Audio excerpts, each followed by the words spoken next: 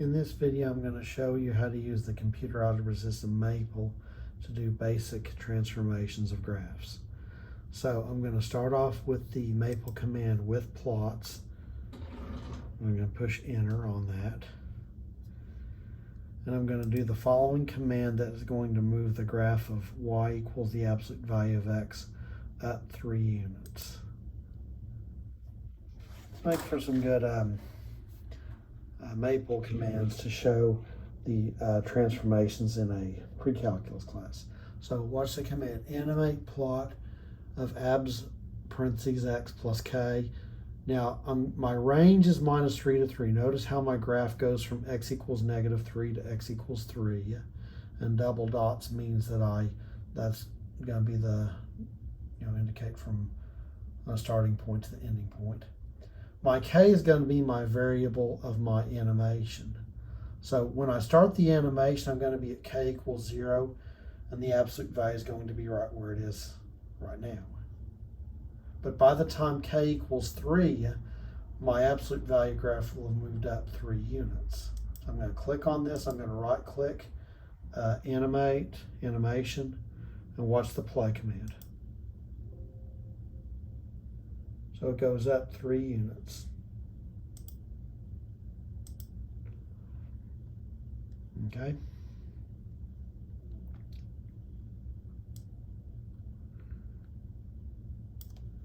If we want the animation to make it go left or right, then we can put the plus k or the minus k inside the parentheses. Because when you have the adding or subtracting inside of a toolkit function, then the function will go to the left or the right. All right, so watch this command here.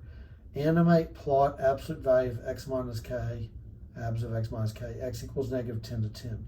All right, this time I'm going to extend my domain a bit. The part that you see in the graph goes all the way from x equals -10 to x equals 10.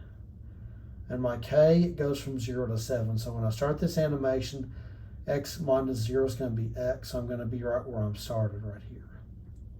But by the time k equals 7, I'm going to be at the absolute value of the quantity x minus 7. So the graph will have moved to the right 7 units. All right, so watch as we do the animation and push play. And notice how this absolute value has moved 7 units to the right in a slow, continuous fashion.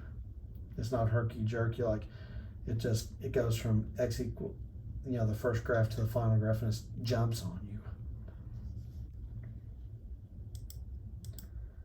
All right, so if we want to multiply, we can have the animation change from, the graph pointing upward like this one to pointing downward. So if we want to reflect about the x-axis, we want our animation to take us from a -1 to a +1. Now notice I have to put this built-in minus here. Minus k will start at minus of -1, which is 1. And when I finish at k equals 1, my net coefficient will be -1, which will be the net effect of taking this absolute value and reflecting it about the x-axis. All right, now in this graph, for some reason, they have the range from 0 to 10. And of course, the absolute value from -3 to 3. All right, so watch I play this to the animation command and play. Oh, hang on just a second, that was the same one. All right, let's go back down here. All right, let's click on this animation and play. And it's gonna kind of break it from the top and send it down to the bottom. And the net effect is it continuously transforms the graph of the absolute value of x to the negative of the absolute value of x. A similar effect can do vertical stretch and compression. So in this example, we're going to take y equals the absolute value of x, and we're going to stretch it vertically by a factor of 4. Watch how my k value goes from a 1 to a 4. A 1 times the absolute value of x is the original toolkit function. And when k is 4, I'm going to have this v sharper. It's going to be a sharper v like that. And this animation is going to do it in a continuous fashion. So watch, I push the animation and push play on it. Okay, now I've continuously stretched this graph out. So the graph that you're seeing right now is that of y equals 4 times the absolute value of x.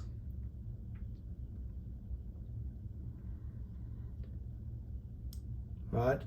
Combination of transformations. In this video, I'm going to show you the combination of a reflection about the x-axis and a vertical stretch. Okay, so this time I'm going to have the plot for minus k times the absolute abs of x from x equals -3 to 3. That's my usual domain that I've been using. But this time I'm going to go from k equals -1 to 1/3. Now, with k equals -1, a negative of -1 gives a 1. So this is the original absolute value graph. When I plug in a k of 1/3, I'm going to get -1/3 times the absolute value of x. So this is going to, as you see here, we're going to reflect about the x-axis and vertically compress by a factor of 3.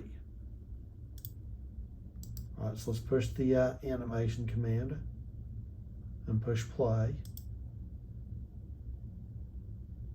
And now it's reflected, but it hasn't gone all the way to the sharpness of the old absolute value. This is a more blunt point here with a compression by a factor of 3. This is only a -1/3 coefficient there, so the sharp point's a little more dull.